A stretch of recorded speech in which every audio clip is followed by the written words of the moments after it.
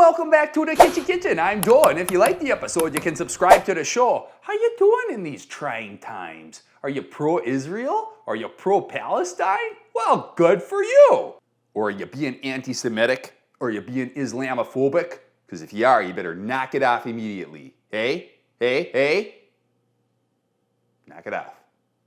And if you like Hamas or Hezbollah, you can go jump in a lake right now. Kind of cockamamie name is Hamas anyway. Sounds like what you call a white girl's badonkadonk. Old Shirley's got a real Hamas on her. Bet you'd like to get a big Hezbollah, her Hamas, wouldn't you? But you know what the Palestinians, the Tunisians, the Egyptians, the Jordanians, the Syrians, the Iranians, and the Saudis, the Bahrainis, the Qataris, the Kuwaitis, the Lebanese, and the Israelis can all agree on?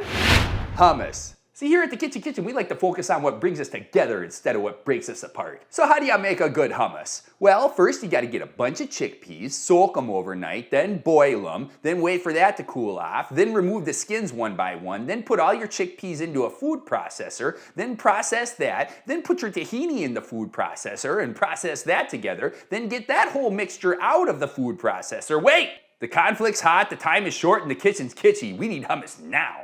Here's the thing about store-bought hummus, it's not good. I was getting ready to serve up some hummus to a chef friend of mine one time and he stopped me and said, "Achi, ma chovei ma hummus shelcha? Ze lo tov, ze hara, ma ta oseh?" And I said, "Okay, bud, well maybe you want to show me a thing or two then." By the way, that guy, half a Moroccan if you can believe it. Moroccans didn't even make my list earlier. He's a kooky fella, raver guy, really likes his pug. Used to rip American Spirit oranges when he wasn't in the kitchen. What the heck?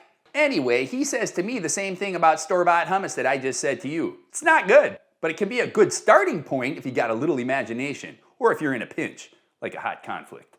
So here's what we got. 1 tub of hummus, picked it up over at the Aldi for $2.49. 1 lemon, got them in bulk down at the Costco. Olive oil, use the small batch good stuff. Tahini, which is already an ingredient in your store-bought stuff.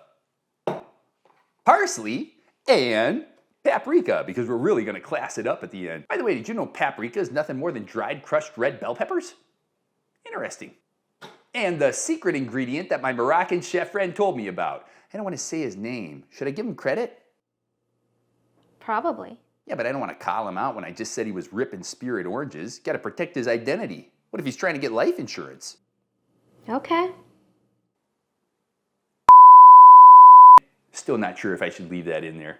Alright, well, the secret ingredient is pickle juice. The vinegar and the dill really throw a kick into it.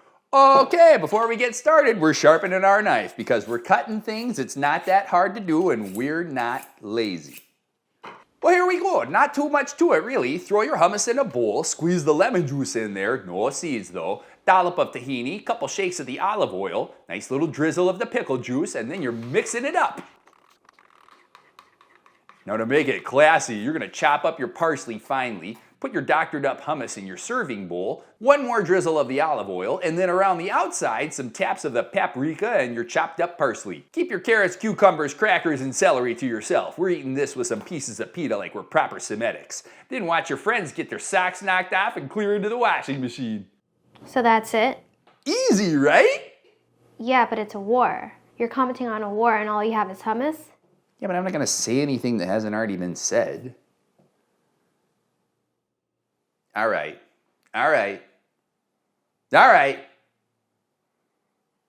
Look, Bibi was asleep at the wheel on October 7th because he was busy being a tyrant trying to kneecap the judiciary. You can't have a democracy without a judiciary. The Likud party's got a few too many right-wing nut jobs in there, just like we do over here, because if you turn Gaza into a parking lot, that means genocide. And if anybody could know about genocide, Hamas is a terrorist organization. The Palestinian Authority is corrupt because they got cash for kills but then looked the other way on the West Bank settlements. The West Bank settlements are largely illegal under international law. The hostages need to be released immediately, regardless of a ceasefire. A ceasefire needs to happen immediately. Every child is inherently innocent, and for every innocent Gazan who gets killed, you just created 10 more terrorists. You're all incredibly good looking. You're all reading right to left instead of left to right, so from the outside looking in, it looks like you should be on the same gosh darn team. You're gonna have to share the same strip of land, which is why everyone believes that a peaceful 2-state solution is still possible. So yeah, hummus. Sit down, eat a bowl of hummus and cool off. How about that? Thanks for watching KITSCHY Kitchen.